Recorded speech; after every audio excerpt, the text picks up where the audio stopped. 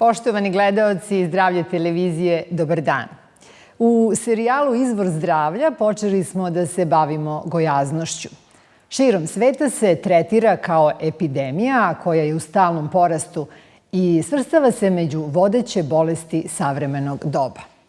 U prethodnoj emisiji otvorili smo ovu temu i naglasili da je gojaznost kao masovna pojava veliki socijalno-zdravstveni problem. Sve više onih koji unose nepotrebne količine hrane koja ne odgovara njihovim realnim potrebama i tako lagano kreću da se goje. Danas govorimo o gojaznosti kao društvenom problemu. Nekako se na mala vrata ovaj problem uvukao u naše društvo. Dugo vremena je kod nas veća borba bila sa pothranjenošću i problemom gladnih nego da se brinulo onima sa povećanim stomacima i koji su imali privilegiju da sastave sva 3 obeda dnevno. U vremenu obnove nakon Drugog svjetskog rata činilo se da ćemo dugo voditi bitku sa pothranjenošću, ali na sreću gladnih vrlo brzo je taj problem ostao iza nas. Ni sanjali nismo, ali ubrzo kako to već i biva, stigao nas je drugi još veći i opasniji problem. Sa razvojem i napretkom društva, poboljšanjem standarda i uslova života počeli su i stomaci da rastu. U početku stidljivo i zahvaljujući brizi za čoveka i radnika počele su pantaloni i suknje da se ozbiljno popunjavaju. Tadašnje socijalističko humano društvo obezbedilo je tople obroke za sve zaposlene, bilo gde da su radili.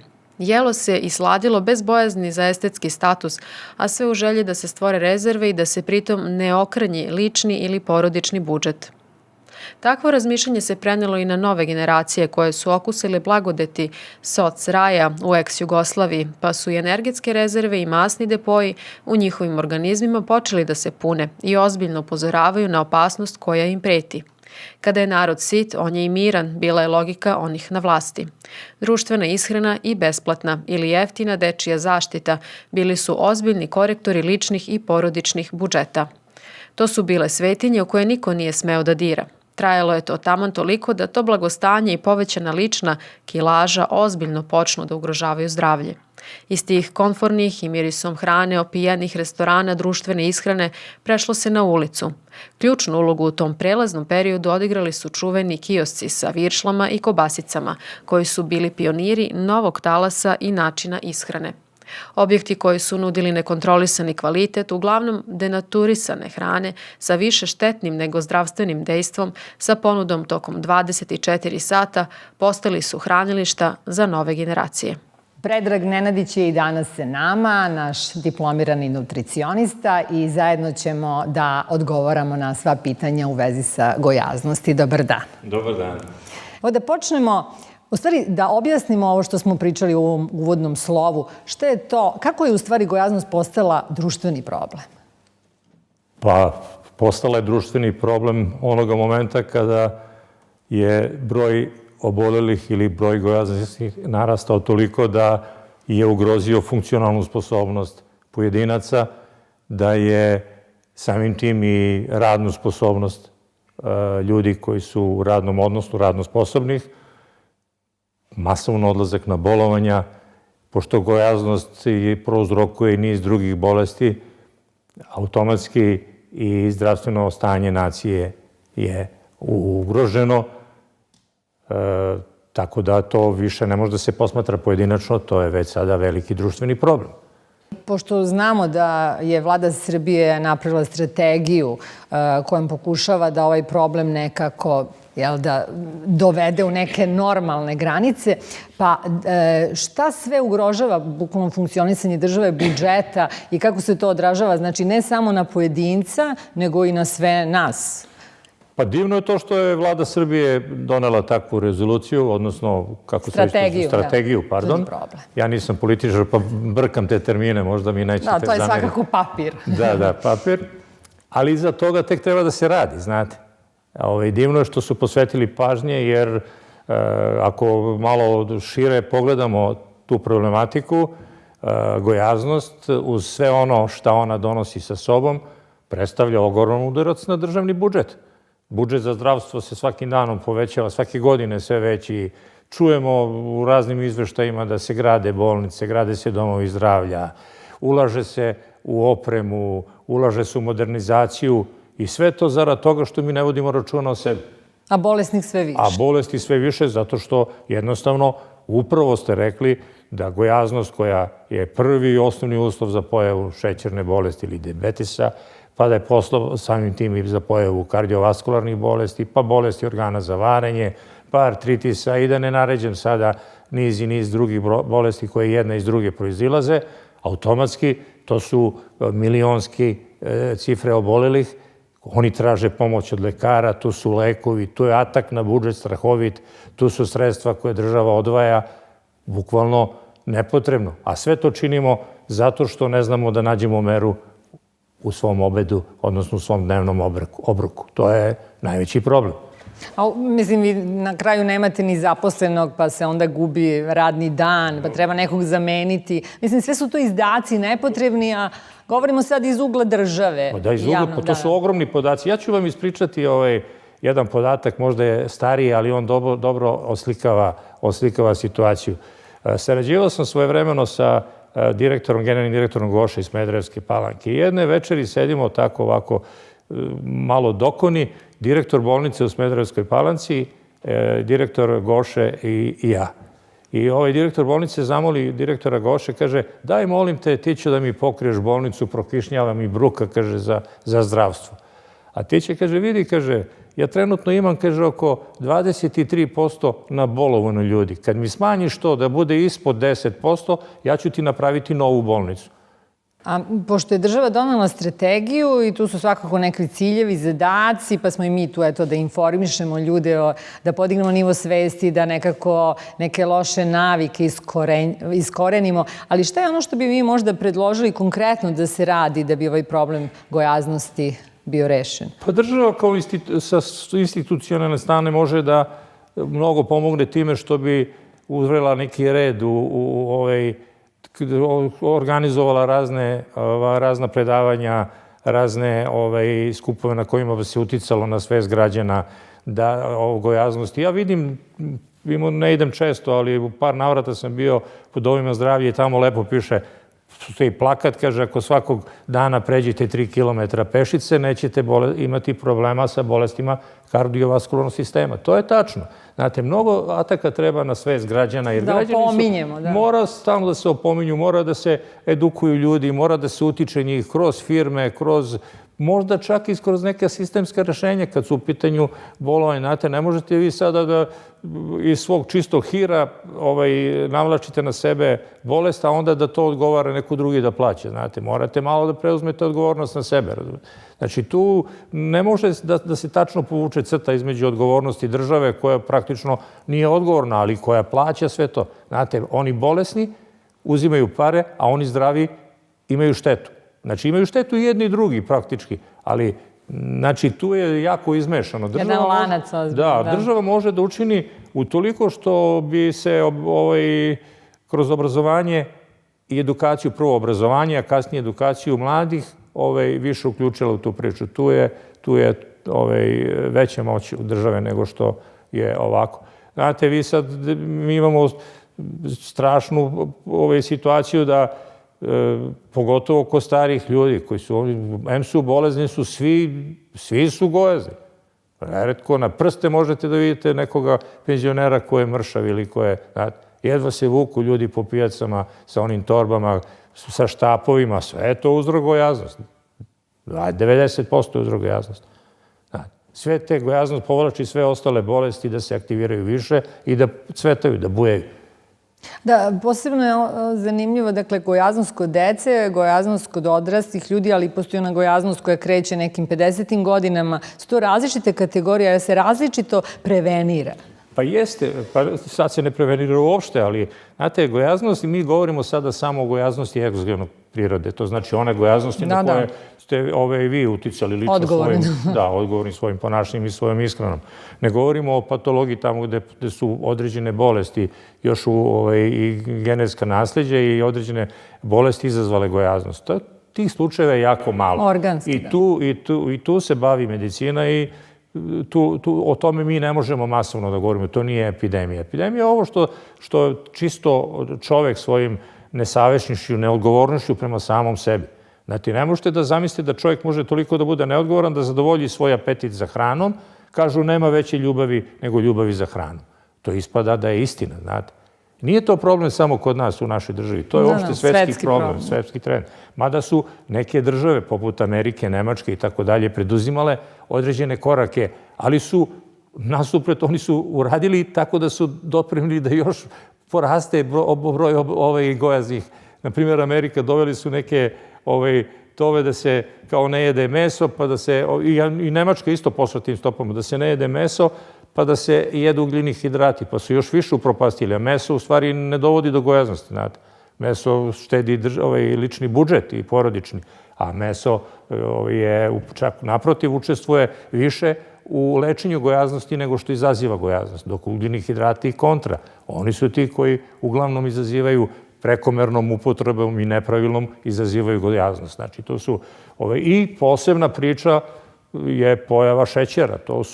Tu su Japanci zapržili čorbu, oni su izmislili te melase, te šećerne koncentrate, sintetičke, odnosno, da kažem, veštačke. Oni nastaju iz prirodnih proizvoda, ali veštačkim putem su napravili niz tih proizvoda koji su, bukvalno se nalaze u svemu. Ne postoji nijedan proizvod u kome nemate šećera, maltene.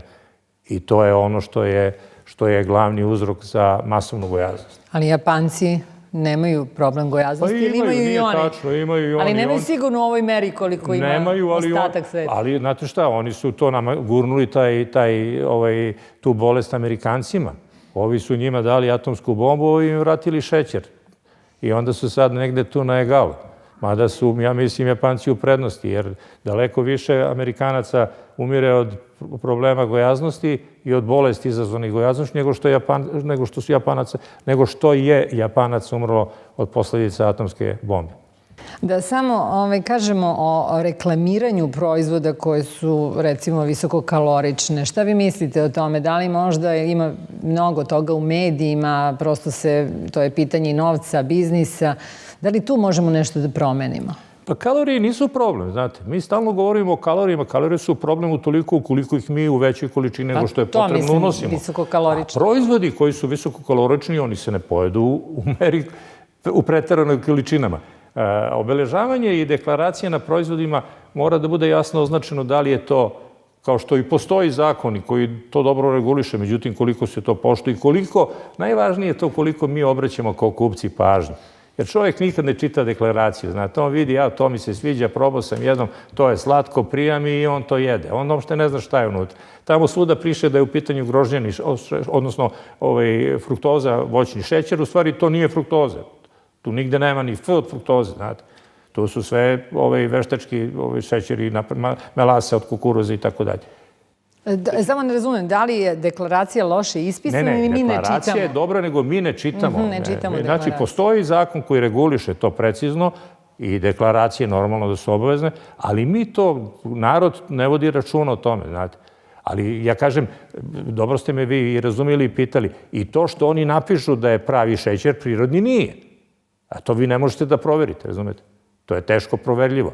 Takođe, postoje namirnice koje su denaturisane, a koje su upotrebi. Sva ona gotova jela, sve prerade koje se nalaze industrijske, sve to namirnice koje nema enzima, nema vitamina, i ako ih ima, to su sintetički vitamini koji su 14 puta, na primjer, sintetički vitamin C je 14 puta slabiji od prirodnog vitamina C. Koliko vi trebate da popijete tableta da bi dobili onu količinu vitamina koju vam treba? Tamo piše da je to ta vrednost, a nije. Iskoristivost u organizmu nije takva, znate. To su sve stvari koje su jako bitne i koje sve vrlo bitno utiču na gojaznost. Pre svega peciva, brašno, šećer, ogromna nekontrolisana upotreba. Dakle, gojaznost je problem svakog pojedinca, a evo i države, tu smo malo otvorili tu temu. Pa čim smo skupili problem pojedinaca, automatski je država u riziku. Hvala. Hvala i vama. Knjiga Snagom volje do idealne telesne težine nutricioniste Predraga Nenadića, vaš najjači saveznik u pretvaranju snage volje u moćno oružje protiv gojaznosti. Naučite kako da dođete do cilja bez jojo efekta. Učinite život radosnijim i lakšim. Najbolje od kubanske prirodne medicine Abexol, kubanski prirodni preparat iz pčelinjeg voska. Za zdrav stomak, zdrave zglobove i zdravu jetru. Abexol usporava starenje. Abexol poručite putem telefona ili putem sajta Abexol u svim bolje snabdevenim apotekama. Knjiga koja je osvojila romantike, muzičare i pesnike, starogradske pesme na 600 strana, reči pesama, notni zapisi, ilustracije. Poklonite sebi ili nekom dragom neizostavnu knjigu u svakom domaćinstvu. Starogradske pesme. Uzmite zdravlje u svoje ruke. Jabukovo sirće Dr. Andra bogato je vitaminima i mineralima. Kolestop sa dodatkom artičoke smanjuje nivo holesterola i triglicerida u krvi. Vitalain sa dodatkom krušine, koprive, morače i šipurka odlično je u smanjenju telesne težine, za normalizovanje biohemijskih procesa u organizmu, otklanja umor i povećava radnu sposobnost. Jabukovo sirće Dr. Andra. Roman Čudo u Saigonu, istinita priča o patriotizmu, odanosti, idealima, neverovatan uspeh fudbalskog kluba Heroj u vreme sankcije Jugoslaviji, u Burmi, Vijetnamu i Tajlandu, kako su fudbalski heroji uspeli uprkos surovim sankcijama. Čudo u Saigonu zabeleženo perom Predraga Nenadića. Najbolje od kubanske prirodne medicine, Lipoaktiv, kubanski prirodni preparat, smanjuje nivo holesterola bez kontraindikacija. Lipoaktiv za zdrave krvne sudove, zdravo srce i mozak. Lipoaktiv poručite putem telefona ili putem sajta Lipoaktiv u svim bolje snabdevenim apotekama. Knjiga D-kompleks 101 uvodi nas u čarobni svet sporta i nauke, fiziologije i psihologije, motiva i emocija, kako je oboren svetski rekord uz pomoć kompleksa D101, hrane budućnosti, otkriva nam nutricionista Predrag Nenadić. U redovnoj rubrici Namirnice danas je na redu banana. Izuzetna energetska voćka i odlična za užinu. Ako je redovno jedete, bolje ćete da pamtite. Samim tim lakše ćete i da učite. Svaki sportista ponese da bi se okrepio posle treninga. Zato na bananu nemojte da zaboravite. Banana je veoma ukusno i rasprostranjeno voće, stoga je ekonomski važna vrsta. Ime je roda zeljastih biljaka iz familije Musaceae, kao i ime za plod koji se koristi u ishrani kao voće. Banana varira u pogledu veličine, boje i čvrstoće, a kao plod veoma je bogata skrobom. Prirodno stanište ove biljke su tropski predeli Indo-Malezije i Australije. Uzgajaju se u više od 100 zemalja sveta, prvenstveno radi ploda, u manjoj meri radi pravljanja vlakana, vina ili piva. Zanimljiv je podatak da je banana najveća zeljasta cvetajuća biljka. U Americi i Evropi naziv banana se obično odnosi na mekane, slatke, dezertne banane, posebno one iz grupe Cavendish, koje su glavni izvozni proizvod zemalja koje uzgajaju banane. Za pravilan razvoj banani je potrebna topla i vlažna klima, jer kvalitet ploda zavisi od velike količine vode i visoke temperature. U Crnoj Gori banane rastu na primorju, ali plod ne sazreva, već ostaje zelen. Banana ima značajnu nutritivnu vrednost. Ovaj vredan plod obiluje vitaminima i mineralima, naročito su zastupljeni fosfor, mangan, magnezijum, kalijum, vitamin A, B6, vitamin C, folna kiselina. Banana je voće koje ne sadrži masnoće i holesterol. Prosečna banana ima oko 110 kalorija. Zbog visokog sadržaja vitamina B, banane su pogodne za umirivanje nervnog sistema. One sadrže i dosta kalijuma, što može smanjiti rizik moždanog udara, a regulisati ravnotežu vode u organizmu. Pomažu kod visokog krvnog pritiska, poremećaja rada creva, alkoholizma, čira i hemoroida, kolitisa i lošeg varenja, reumatskog artritisa, srčanih smetnji i bolesti zavisnosti. Naučnici smatraju da 2 banane dnevno mogu smanjiti visok krvni pritisak. Pre spavanja treba pojesti bananu u slučaju nesanice, jer sadrži triptofan, supstancu koja podstiče proizvodnju serotonina, hormona spavanja. Banana je izuzetna energetska voćka. Ako je organizmu potrebno gvožđe, banane su i tu od velike koristi. Materija iz banane stimuliše eritrocite i proizvodnju hemoglobina, pa značajno pomažu u lečenju malokrvnosti. Kako banana zri, razvija tamne tačkice po sebi. Što više tačkica ima, više je obogaćenih ćelija koje razvijaju imunitet.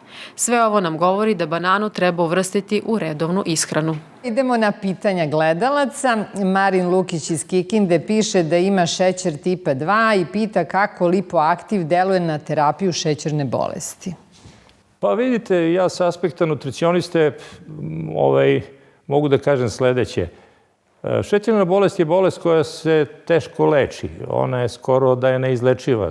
Traje dugo, mada neki stručnjaci tvrde da, ali do sada ona se smatra zvanično neizlečivom bolesti. I ne nastaje tako brzo, znate. Traje tu 10 godina dok ne dođe do šećerne bolesti. Čovjek zanemaruje neke opomene koje mu organizam daje, tako da, međutim, kod šećerne bolesti dolazi do propadanja perifernih krvnih sudova, znate. Oni su u velikoj opasnosti, a to je istovremeno i veliki rizik za kardiovaskularne bolesti. I oni jedno drugo uslovljavaju. Retko gde ćete vi imati slučaj da postoji dugotrajna šećerna bolest, a da nije već problem i kod kardiovaskularnih bolesti. A ovaj Lipoaktiv je toliko dobar što on upravo sprečava propadanje tih perifernih krvnih sudova, onih najsitnijih, i što on čisti te krvne sudove i pomaže. On ne može da bude terapija bolesti, ali može da pomaže i to dobro pomaže kad je u pitanju ovaj problem, da se spreči ono najgore, da se spreči da ona ne bude još ta bolest opasnija i pogubnija. Na Kubi, opet se držimo te Kube, jer odatle nam dolaze ti lekovi, tamo oni to primenjuju u sekundarnoj terapiji, znači u terapiji kada je već bolest uzela maha, a takođe i u raznim prevencijama. Sad, tvrdi se da su uspesi fantastični, rezultati fantastični, to je praktično klinički dokazan preparat, znači to nije stvar da je to suplement koji su pušten ovako samo na osnovu njegovog sastava, nego je klinički, u ogromnom broju slučajeva dokazan i potvrđen, tako da se on praktično tamo tretira kao lek na Kubi. Eto, to je ono što ja mogu kao nutricionista da kažem za Lipoaktiv. Smilja iz Lebana kaže da ima 50 godina i 110 kilograma, visoka je 172 centimetra. Što se tiče bolesti, kaže nema šta je nije snašlo. Pita da li ima pomoći za nju i kako da smrša. Pa, pomoći ima ukoliko ona donese odluku i bude čvrsta u nameri da to i uradi. Vidite, malo čas smo govorili i stalno govorimo.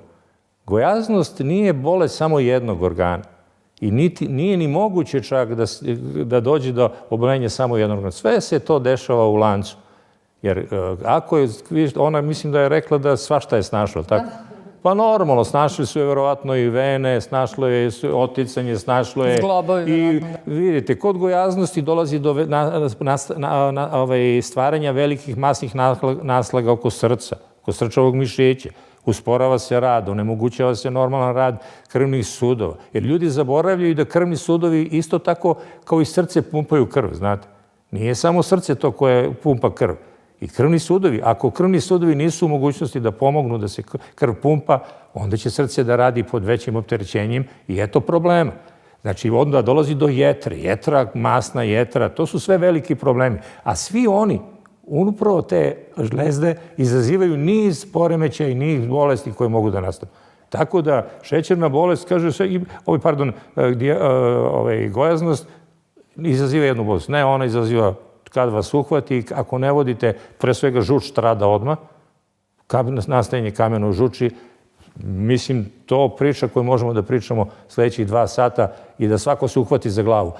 Ja i volim da dobijem takva pitanja, jer moramo da kažemo ljudima da se stvarno uhvate za glavu. Svako onaj koji ima 10% veću telesnu težinu od svoje idealne, mora da se uhvati za glavu i da kaže kuda ja to idem. To je jedina prva stvar. A za nju leka ima. Leka ima. Znači, mora da se odluči, da se obrati. Znate, svaki čovjek je pojedinačno lično za sebe. I nemoguće je generalno svima sada reći oslabit ćete zato što ćete raditi to i to.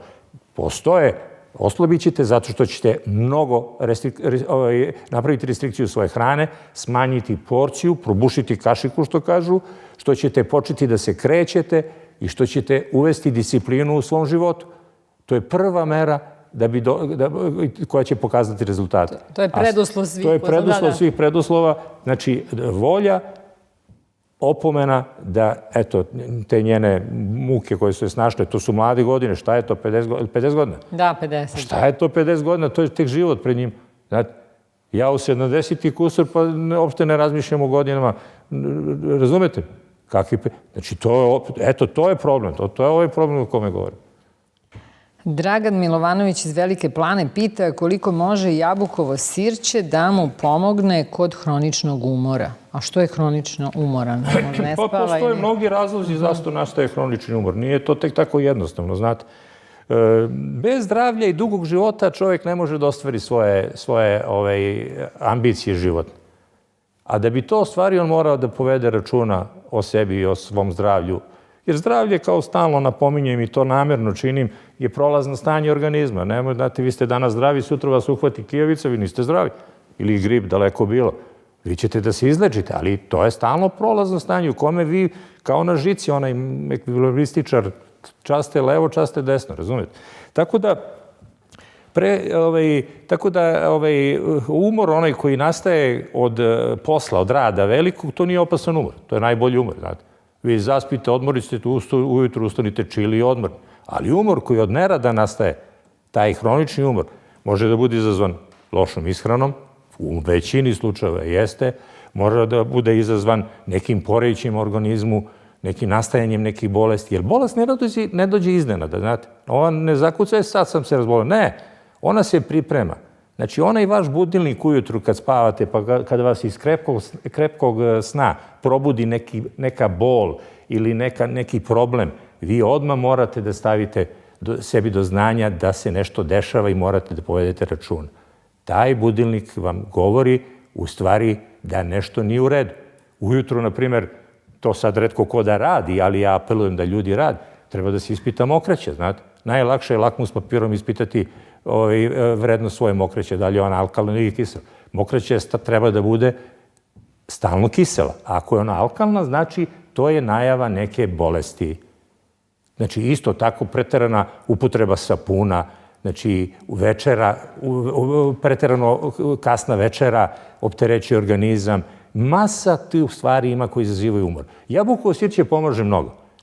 Kod umora pomaže toliko što kod ovog pravog umora, fizičkog umora, pomaže tako što iz mišićni rad proizvozi mlečnu kiselinu i jabukovo sirće ima tu sposobnost da izluči tu mlečnu kiselinu i da rastereti mišiće umora i grča. A kod ovoga hroničnog umora takođe ima efekte jer menja reakciju mokraće. Iz kisele, odnosno iz alkalnu kiselu, vraća je u prvobitno stanje i vraća organizmu onu neophodnu funkcionalnost i sposobnost da se sam bori sa bolestima koje su u naznakama, ako čovjek već ne preduzima nešto bitno. Znači, u svakom slučaju jabukovo sirće doktor Andra treba da se pije i kad nije čovjek u prilici da je bolestan, a posebno kad mu postoje neke naznake da se nešto sprema u organizmu. A i da se usput preispita o čemu se radi. Pa bez lekara i bez toga ne treba niko da donosi sud da li je bolestan, da li nije. Ali ovo ja govorim samo priručno, a to je ono što masa ljudi najviše radi. Bila je ovo još jedna emisija Izvor zdravlja. Govorili smo o gojaznosti kao društvenom problemu. Čuli ste zašto treba da jedete bananu. Odgovorili smo na vaša pitanja. Zato nam pišite i dalje. Naša mail adresa je redakcija@zdravljetv.rs ili na adresu Zdravlje televizija, ulica Trebinska, 7, Beograd. I našu sledeću emisiju posvetit ćemo gojaznosti, ali kao bolesti i kao epidemiji. Doviđenja i ne unosite više kalorija nego što možete da potrošite.